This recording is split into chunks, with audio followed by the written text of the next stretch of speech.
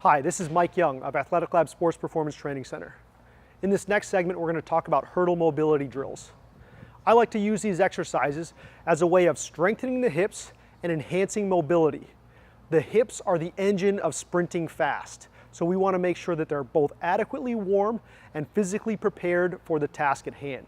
We're going to take the athlete through a variety of drills following an active dynamic warm-up, sometimes used interchangeably with sprint drills, sometimes used following the sprint drills, and leading right into the actual sprint session. These exercises are fantastic at strengthening the hips and enhancing mobility. You'll find a lot of athletes can't do them correctly. What we're looking for here is appropriate postural alignment and adequate movement of the limbs. We want to make sure that the athlete is going over the hurdle when requested and not around it, and we want to make sure that they're observing appropriate postural integrity. So we don't want to see kyphotic positions, we don't want to see them cheating, we don't want to see that knee move into valgus. So this is a great check of mobility to ensure that that athlete is appropriately prepared to sprint. We can also use it as a readiness test to gain insight into whether that athlete is fully prepared to sprint.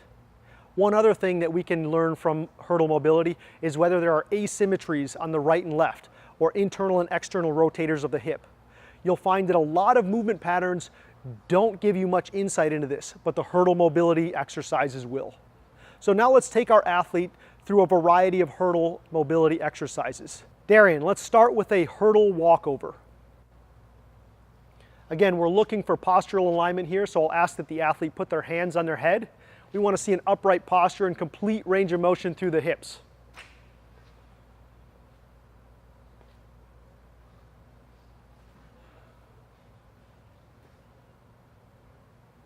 In our next drill, we'll do an alternating walkover.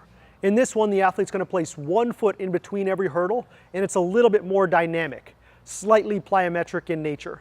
So go ahead and do our next one here, an alternating walkover. Again, we want to see upright postural alignment, that knee move through a large range of motion, little bit of a hop as she goes.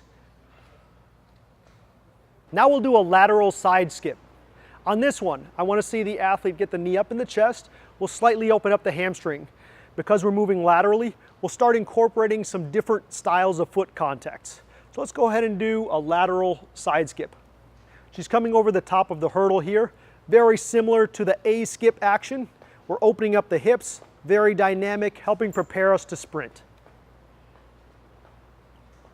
In our last exercise in this sampling of hurdle mobility drills, we'll do an over-under. On this one, Darian is going to step over the hurdle with one leg and then through with the other leg. This is a great opportunity to look at dynamic mobility in the ankle, knee, and hip, as well as get insight into her balance, because we're going to ask that she place only one foot contact in between every hurdle. So let's go ahead and do an over-under here, Darian. On sided exercises such as this, we're looking for symmetry on the right and the left side. So this particular one, she's stepping over with the left and through with the right. Typically, my prescription for hurdle mobility is 2 sets of about 8 hurdles. Almost always choose 4 to 5 exercises that allow us to open up the hips and hamstrings and help prepare us to sprint. Sometimes I use this as an alternative to sprint drills. Other times I'll use it in addition to sprint drills prior to the sprint session. Now that the athlete is good and warm and we've done our hurdle mobility drills, the athlete is ready to sprint. Let's go ahead and take a rep, Darian.